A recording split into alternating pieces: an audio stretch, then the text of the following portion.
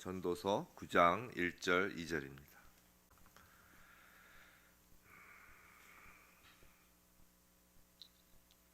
우리 한 목소리로 함께 읽도록 하겠습니다. 시작.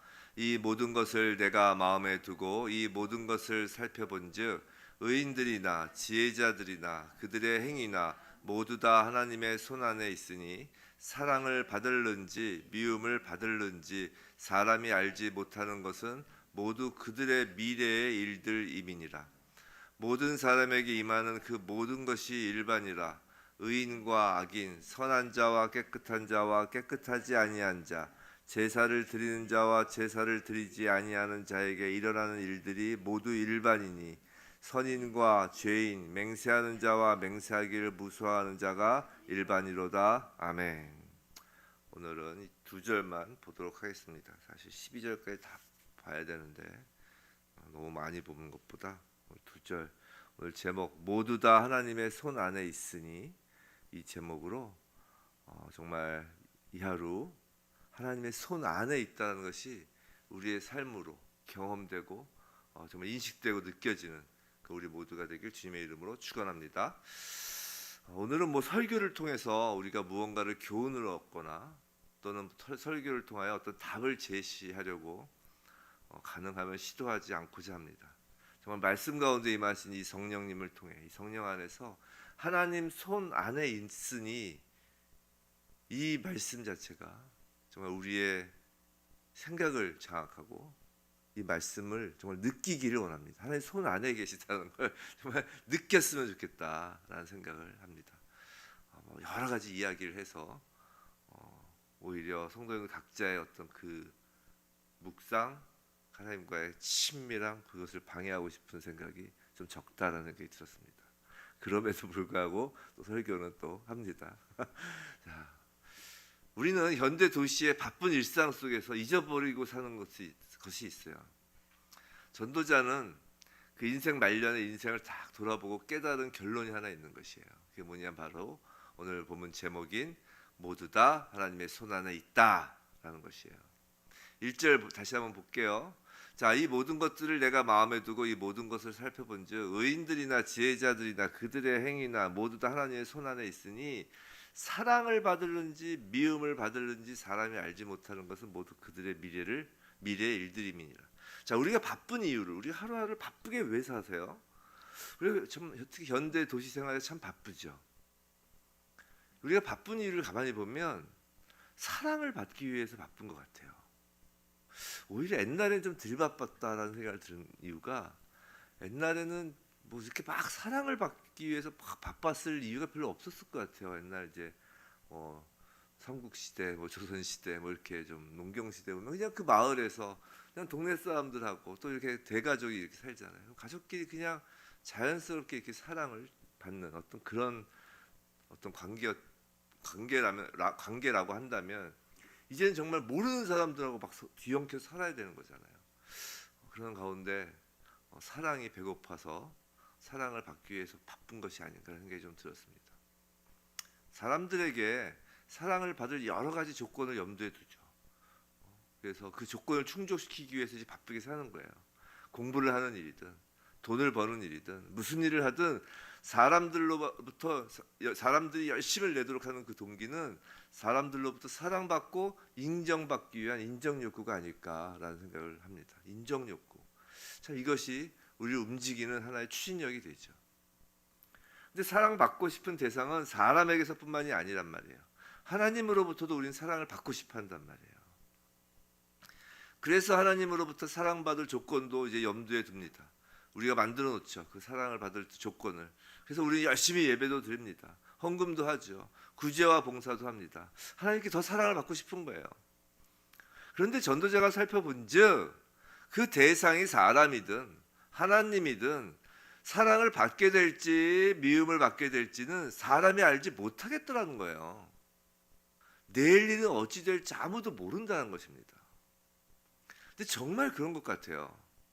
이 사람 사이에서도 어제는 그렇게 나와 친하고 서로 사랑하는 것 같았는데 또 언제 그랬냐는 듯이 그 사랑이 차갑게 식기도 하고 정말 예상하지 못하게 예전의 친구와 원수지간이 되는 경우도 인생 속에서 쉽게 발견하죠. 그죠? 또 하나님과의 관계도 그렇습니다. 제가 아는 분 중에 청년 시절에는, 대학교 시절, 고등부 시절에는 정말 교회에서 학생부 회장도 하고 열정적으로 하나님을 섬겼는데, 지금은 예배를 드리지 않고, 예배를 드리지 않을 뿐만이 아니라 동양 철학에 빠져 계세요. 동양 종교에 푹 빠져 있는 분이 계십니다. 그리고 그런 사람을 우리는 주변에서 심심찮게 보곤 해요. 누구도 현재의 모습을 보고 미래를 장담할 수 없다라는 것이죠. 그것이 인생인 것 같다는 것이에요. 그래서 그런 얘기 하잖아요. 관뚜껑 닫아볼 때까지 아무도 모른다고. 특히 예전에 어떤 원로 목사, 노 목사님이 그런 얘기 하시더라고요. 그 많은 장례식을 갔을 거 아니에요. 많은 임종을 지켜봤는데 정말 관뚜껑 닫을 때까지 모르겠더라는 거예요. 그렇게 믿음이 좋았었던 것 같은 장로님이 마지막 순간에 하나를 부인하는 경우도 봤고, 예수님을 부인하는 경우도 봤고, 정말 관뚜껑 닫을 때까지 모른다는 것이죠. 그게 이제 성도들에게 한다는 얘기보다 자기 자신한테 하시는 이야기였기 때문에 더 저희 가슴을 울렸던 것 같아요. 정말 미래를 장담할 수 없는 것이 인생입니다. 그런데 특히 성도인 우리에게 중요한 것은 하나님으로부터 사랑을 받는 거잖아요. 뭐 사람으로부터 사랑이야 뭐 그렇다고 쳐도 하나님으로부터 사랑받는 것이 중요하잖아요. 근데 우리가 무언가를 열심히 해서 하나님의 사랑을 확실히 보장받으면 좋겠지만 그것도 아니라는 거예요. 전도자가 보니까. 그래서 2절입니다. 2절. 모든 사람에게 임하는 그 모든 것이 일반이라. 자, 보세요. 의인과 악인, 선하고 깨끗한 자와 깨끗하지 아니한 자, 제사를 드리는 자와 제사를 드리지 않는 자, 선인과 죄인, 맹세하는 자와 맹세하기를 무수하는 자가 사는 모습을 보니까 다 거기서 거기 다 똑같더라는 거예요. 예수를 믿어도 병에 걸리고, 예수를 안 믿어도 병에 걸리지 않고, 예수를 잘 믿어도 사업이 안 되고 하는 일마다 실패하기도 하고, 예수 안 믿는 사람도 승승장구 잘 나가는 모습도 있다는 것이에요. 예배를 드리는 사람이나 맨날 예배를 빠지는 사람이나 사는 모습에서는 다를 것이 없어 보인다는 것이죠. 자, 여기서 2절에서 맹세라는 말은 충성이라고 봐도 좋아요. 즉 하나님께 충성을 맹세한 사람이나 그렇지 않은 사람이나 별반 사는 것이 다를 것이 없다는 것이에요. 그렇지 않으세요? 예수 잘 믿으면 부자 되면 좋겠지만 그렇지 않잖아요. 근데 이런 생각 해보셨어요?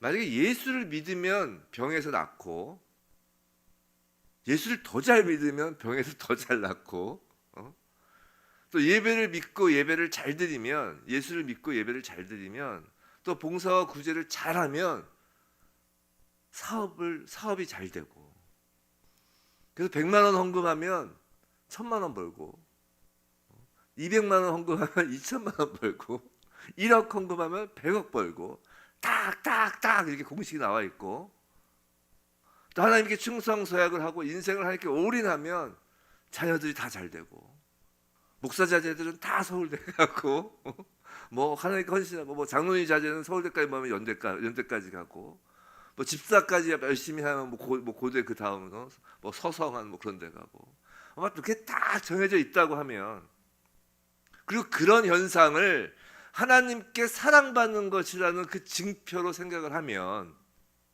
세상 누가 예수를 믿지 않겠어요? 세상 누가 교회에 나오지 않을까요? 자식이 잘 된다면야 정말 뭘 못하겠어요. 세상 누가 하나님께 충성을 맹세하고 헌신하지 않겠냐는 말이에요. 근데 우리가 기도원 같은 데 가면 이제 가끔 그러신 분들 계시잖아요. 믿음이 부족해. 특히 병 나으려고 하려면 믿음이 부족해. 헌신이 부족해. 그렇게 막 이제 다그치시는 분들 계시죠. 그건 뭐 기도원이 아니래도 교회 안에서 그런 이야기 많이 하죠. 그런 이야기 종종 듣는다고들 하죠. 근데 그렇게 하면 누가 안 믿겠어요? 헌금 누가 안 하겠어요? 밴딩머신처럼 딱딱 10배로 해주면. 그래서 11조를 내면 그렇게 된다는, 헌금하고 특별한 거 하면 그렇게 된다면서요. 그 정성을 받아서 하나님께서 100배, 30배, 60배, 100배로 뻥튀기 해주신다는 거 아니에요. 그럼 누가 헌금 안 하겠어요? 그러니까 헌금하잖아요. 특별한 거 하고 건축헌금 하잖아요. 그런 걸 바래서. 그런데 하나님은 절대 그런 식으로 일하지 않으신다는 거예요. 성도 여러분, 하나님은 그런 식으로 일 안 하십니다. 왜냐하면 그건 믿음이 아니기 때문이에요. 그렇잖아요. 예수 잘 믿으면 병 다 고쳐주고, 교회 열심히 나가고 헌신하고 헌금하면 부자 만들어주고, 열심히 헌신하면 충성하면 자녀들 다 잘 된다고 해서 그거 그렇게 하는 거라면, 그렇게 애쓰는 거라면 그건 믿음이 아니란 말이에요. 그건. 눈에 보이는 삶의 현상이 믿는 자들이나 안 믿는 자들이나 다 일반이어야, 다 똑같아 보여야 누가 믿는지 안 믿는지를 알 수 있다는 것이에요. 아니, 다 똑같아 보여야 거기에서 믿음이 있다는 것이에요. 그렇다면 과연 믿는다는 것이 무엇인가? 다 똑같아 보이는데 믿는다는 것이 무엇인가? 그건 다 똑같아 보이는 가운데에서 모든 것이 하나님의 손 안에 있다라는 것을 믿는 것입니다. 성도 여러분, 하나님의 손을 쟁취하려는 것과 하나님의 손 안에 있는 것은, 오늘 하나님의 손 안에 있다라고 그러잖아요. 자, 하나님의 손을 쟁취하려는 것과 하나님의 손 안에 있는 것은 전혀 다른 개념이에요. 기독교는, 예수를 믿는 것은 하나님의 손을 쟁취하는 것이 아니에요. 하나님의 손 안에 거하는 것이에요. 우리는 하나님의 사랑을 받는 것을, 하나님의 손을 쟁취하는 식으로 이해하는 경우가 많다는 것이에요. 하나님의 사랑조차도 내가 무언가 열심히 노력해서 쟁취하려고 한다는 것이에요.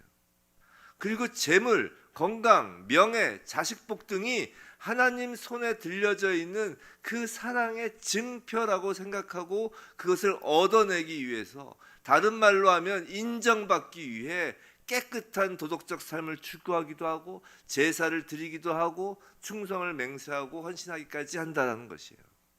하지만 하나님의 손은 쟁취하는 것이 아니라 우리의 어떤 수고와 노력과는 상관없이 하나님 손 안에 거하는 것이란 것이에요. 좀 어렵죠. 그래서 하나님의 손에 대하여 우리가 쉽게 알 수 있는 구약의 장면이 있어요. 그게 바로 예레미야서 18장 1절로부터 4절이에요. 예레미야서 제가 읽어드릴게요. 18장.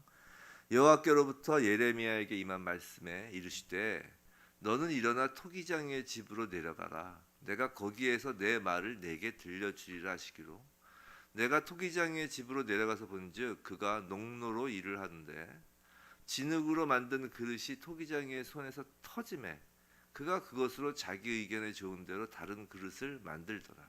예레미야서 18장 1절에서 4절이에요. 자, 유명한 이야기죠. 좀 성경 좀 보신 분들에게 뭐 익숙한 말씀이죠. 하나님께서 예레미야에게 토기장의 집으로 가라고 하십니다. 예레미야가 가보니까 토기장이가 농로로 일을 하고 있어요. 농로는 아시죠? 이렇게 빙글빙글 돌면서 이렇게 토기를 빚는 기계죠. 근데 진흙이 터지기도 하는 것이에요. 하지만 여기서 중요한 건 터져도 어디서 터지냐는 것이에요. 다시 4절 말씀을 보면 진흙으로 만든 그릇이 토기장이의 손에서 터지매라고 해요. 즉 토기장이의 손 안에서 터진다는 것이에요. 그러자 토기장이는 그 터진 흙을 그냥 내다버리나요? 아닙니다. 터짐에 그가 그것으로 자기 의견에 좋은 대로 다른 그릇을 만들더라는 것이에요. 진흙은 토기장이의 손 안에서 터지기도 하지만 결국 토기장이가 원하는 그릇으로 만들어진다는 것이에요. 지금 진흙이 토기장이의 손을 쟁취하였나요? 아니라는 거예요. 우리는 진흙 덩어리라는 것이에요. 원래 아담도 진흙이었잖아요. 그저 토기장이 손 안에 있을 뿐이라는 것입니다. 성도 여러분, 혹시 우리 가운데, 여러분 가운데 건강이라는 문제로 인생이 터진 것 같으신 분 계신가요? 재물이 없어지고 사업이 뜻대로 되지 않아서 인생이 터진 것 같으신 분 계신가요? 관계가 어그러지고 사람으로부터 사랑과 인정받은 일에 실패하여 인생이 터진 것 같은 분 계신가요? 자녀들이 정말 터진 것 같은 분 계신가요? 그럴 땐 내가 다시 힘을 내어 일어나는 것보다 더 중요한 것이 있는데, 그것이 바로 우리가 하나님 손 안에 있다는 사실을 깨닫고 믿는 것이 더 중요하다는 것이에요. 토기장이신 하나님께서 하나님의 손 안에서 우리를 하나님이 원하시는 그릇으로 만들고 계신 거예요. 시작하면서 말씀드린 것처럼 오늘은 설교 내용을 이해하는 것이 중요하지 않아요. 오늘 하루가 아무리 바쁘게 돌아간다고 하여도, 아무리 내 인생이 터지고 있는 것 같아도 하나님의 손 안에 있다는 사실을 인식하시길 바랍니다. 하나님의 손 안에 있다는 사실을 온 몸의 감각으로 느끼시길 바랍니다. 하나님은 우리를 감각을 통하여 우리에게 깨달음을 주실 때가 은근히 많아요. 오늘 하루 우리의 호흡 가운데 하나님의 손을 느껴보시기 바랍니다. 하나님은 살아계십니다. 부디 오늘 하루 정말 살아계신 하나님의 그 손 안에서 우리의 빚어짐을 몸으로 느끼시는 저와 여러분들에게 주님의 이름으로 축원합니다.